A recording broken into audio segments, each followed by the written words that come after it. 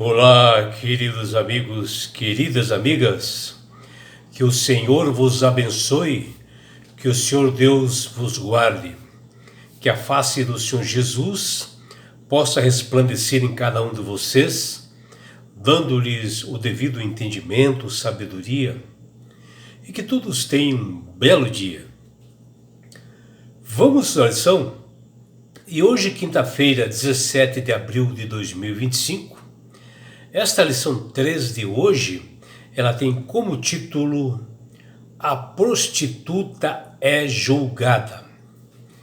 Esse título, A Prostituta é Julgada, ela está referente ao livro de Apocalipse, no capítulo 19, versículos 1 e 2, onde o apóstolo João Evangelista, que estava na ilha de Patmos, ele tem uma visão e ele vê ali vários seres angelicais se regozijando, alegres no céu, após o julgamento da meretriz, ou seja, a Roma espiritual, que ela espalhava enganos e mentiras, falsas doutrinas no mundo. E assim eles estavam assim cantando alegres, E a lição de hoje, baseada ali em Apocalipse 19, versículos de 1 a 9, esses anjos celestiais, eles comemoravam assim, na visão de João, duas coisas assim importantes. A destruição dessa prostituta, que é a Roma espiritual, que espalha mentiras, que coloca um homem ou um ser humano mediador com os pecados dos humanos com Deus, que na realidade o único mediador entre os homens e Deus é Jesus, não existe outro, e que também pagam indulgências para salvar pessoas, se a salvação vem através do sangue de Cristo. Essa é uma das coisas que os anjos comemoravam, a destruição dessa prostituta, e também nessa bodas do Cordeiro, nessa festa, quando os anjos regozijavam, o casamento de Cristo com a sua noiva, a igreja, aquela que mantém os estatutos de Deus e tem a fé em Jesus.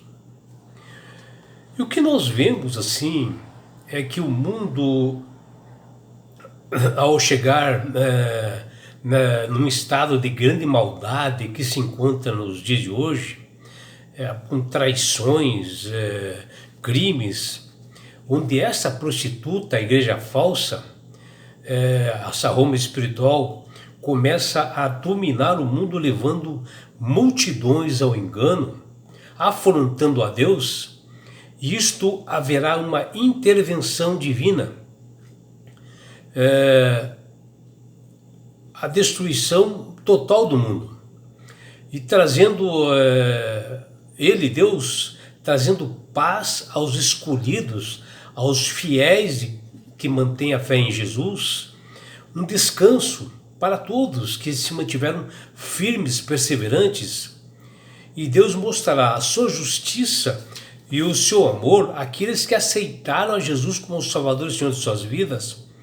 Com essa intervenção, os anjos começam assim, na visão de João, a celebrar, a cantar, Eles farão assim uma grande festa para comemorar esse dia, onde é mostrado o verdadeiro caráter de Deus, que é um justo e de amor, e que Ele realmente ama seus filhos.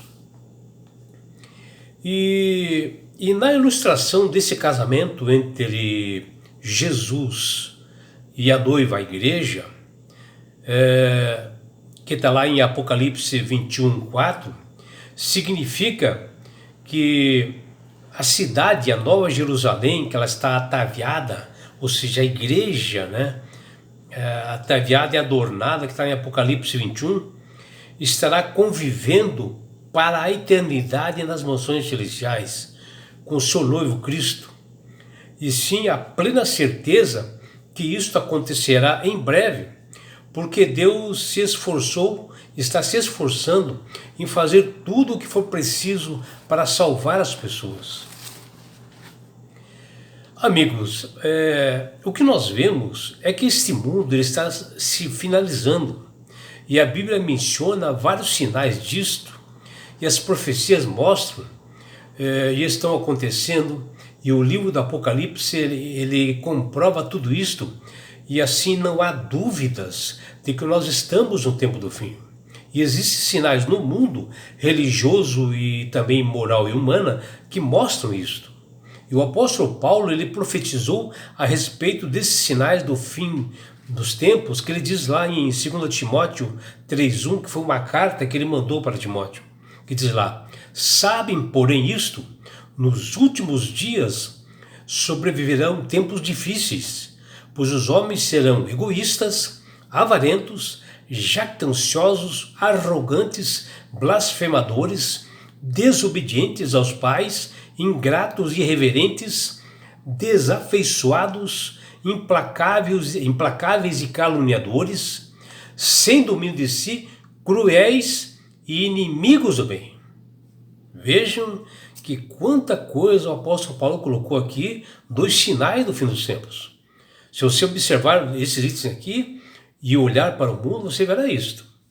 E vejam, essa carta de Paulo a Timóteo foi escrita no ano 68 depois de Cristo, e assim foi escrito há muito tempo, quase 2000 anos, a ponto da condição física, moral e espiritual estarem terríveis. E no final de 2005, para você ter uma ideia, eu li num jornal uma reportagem a respeito de um jovem que ele matou a sua mãe, agora foi no final de 2025, ele matou a sua mãe com bastante crueldade, com bastante facadas a mãe dele. E ele acabou cortando uma das mãos de sua mãe, vejam lá, cortou uma das mãos de sua mãe para ele tirar a digital, para que ele pudesse sacar grandes quantias em dinheiro em seu banco. Vejam que ponto se encontra a humanidade. Será que está no fim? O que Paulo falou sobre isso? Acabamos de ver. O que nós vemos é que Satanás está por detrás de tudo isto, atuando em várias áreas da humanidade, está sendo tomada pelo demônio, por estarem longe dos caminhos de Deus e não querem aceitar a verdade. E decidiram assim estar pelo livre-arbítrio e não querem essa verdade. Querem estar do outro lado. E Deus não vai obrigar ninguém a amá-lo. E o apóstolo Paulo, ele menciona que nos últimos dias sobrevirão dias difíceis. E a infidelidade conjugal está sendo tratada hoje como muito comum, né? Até muitos falam em casamento aberto, que a gente vê na televisão, casamento aberto, uma promiscuidade. E é só olhar a mídia, fala nisso, né, todos os dias, né, de crimes, de filhos matando os pais, e algo terríveis assim. E para nós vermos o nível de corrupção que se encontra na natureza humana, e está cada vez pior. E olhando isto, não se houve uma intervenção de Deus na história.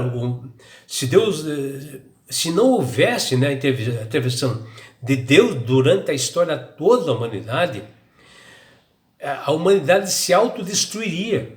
E é que Deus esporadicamente está atuando, até que ele vai atuar finalmente na grande volta de Jesus e eliminar tudo. E assim a volta de Cristo é uma necessidade. Se nós estudarmos sobre os selos do Apocalipse no capítulo 6, podemos ver que o sexto selo, que indica o início do tempo do fim, ele apresenta alguns acontecimentos como mencionando o início do tempo do fim. E assim, cada selo se refere a uma fase da história humana, né, do mundo, que mostra o destino final, onde o sétimo selo é a volta de Jesus, já é a volta de Cristo, o sétimo selo, quando ele atuará e ele separará a sua igreja. E quando esse mundo de pecado e traições chegar ao ponto em que os corações estiverem tão endurecidos por Satanás, que não existe mais arrependimento, não haverá sentido algum em dar continuidade à história da Terra. E é o sofrimento desenfreado que está acontecendo hoje, de pecado, de promiscuidade. E assim Deus finalizará este planeta. E Deus mostra a forma de como ele acabará com o sofrimento, o mal, o pecado. Deus se utiliza de uma figura muito genial. Ele sabia que a ceia, né, das bodas do Cordeiro, que ele dá essa visão para o apóstolo João, é justamente mostrando a união de Cristo, né, e a sua igreja, aqueles que foram salvos, o que sobraram a mente de fidelidade. Jesus retrata a sua união com a sua igreja fiel, como na Nova Jerusalém, com uma união matrimonial. Será um evento jamais visto, cheio de alegria, de satisfação para as pessoas, uma grande festa onde a Trindade estará lá, os seres celestiais estarão lá, comemorando quando os filhos de Deus se unem para celebrar o amor, a vitória de Deus sobre o mal e a destruição dessa prostituta, que é essa Roma espiritual que espalha a mentira e o mal nesse mundo de hoje. A igreja falsa que levou o engano, a mentira, com idolatria, deuses falsos, né, que serão eliminados. E esses dois eventos demonstram ao mesmo tempo o caráter de um Deus justo e de um Deus amoroso, de um Deus realmente que está atento a tudo. Mesmo que Deus e esses seres celestiais, esses anjos celestiais sintam pena ou talvez tristeza, né, pelas pessoas perdidas, ou que sofreram sob o domínio do Satanás, que eles têm o direito de comemorar aqueles que se mantiveram fiéis. Esses anjos celestiais farão uma festa na boda do Cordeiro para comemorar. Ele finalmente terá acabado e finalizado esse mundo onde todos tiveram a oportunidade de se arrepender e não o fizeram. E não querem, resolvem ficar ao lado dessa prostituta, dessa mentirosa, dessa igreja falsa. E somente com a eliminação do mal, o povo de Deus poderá ter paz e receber as bênçãos do seu Senhor e desfrutar de um universo totalmente restaurado. E isso revela o perfeito e bom amor de Deus, e ninguém mais se afastará do seu amor, porque todos aprenderam de um modo mais difícil. Findando os 1000 anos no céu e erradicado o pecado de uma vez todas através do lago de fogo e enxofre, onde lá estará essa igreja falsa, aqueles que foram por lado de Satanás, os salvos em Cristo contemplarão essa recriação da terra e a cidade santa da Nova Jerusalém, que será a capital do universo, que futuramente será transladada aqui para a terra, toda transformada a terra. Não haverá em todo o universo um só resquício do mal, pois o Senhor mesmo enxugará os olhos, as lágrimas, e a morte já não mais existirá, já não haverá mais luto, dor, nem pranto, porque as primeiras coisas passaram, que está lá em Apocalipse 21:4.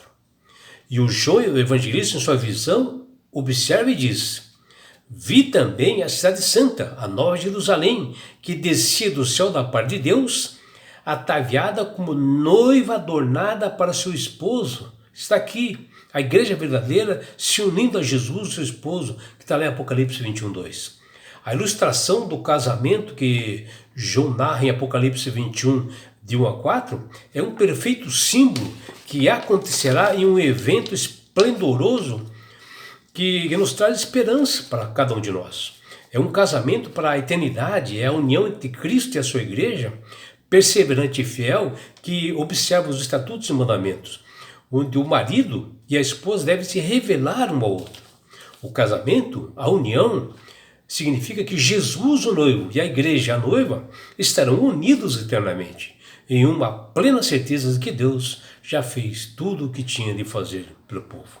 E é por isso, meu amigo, minha amiga, que Deus tem clamado para todas as pessoas aceitarem a Jesus como Salvador e Senhor. Porque o próprio Jesus diz, ninguém vai ao Pai senão por mim. O próprio Jesus disse, ou seja, ele é o único mediador entre os homens e Deus. E quando você faz isso observando os estatutos e mandamentos do Senhor, aceitando a Jesus, você ganhará de presente de Deus a salvação. E com isto, na grande volta de Jesus a esse mundo, ele levará você, seus filhos, a sua família e todos nós para as mansões celestiais, um lugar onde não haverá mais dor, mais morte e haverá mais sofrimento. E você terá a oportunidade de estar assim, ó, face a face com Jesus. Já imaginou? E sabe por que Deus quer fazer isto com você, meu amigo? Com você, minha amiga? Porque Jesus te ama. Abraços do seu amigo João Carlos Amorim.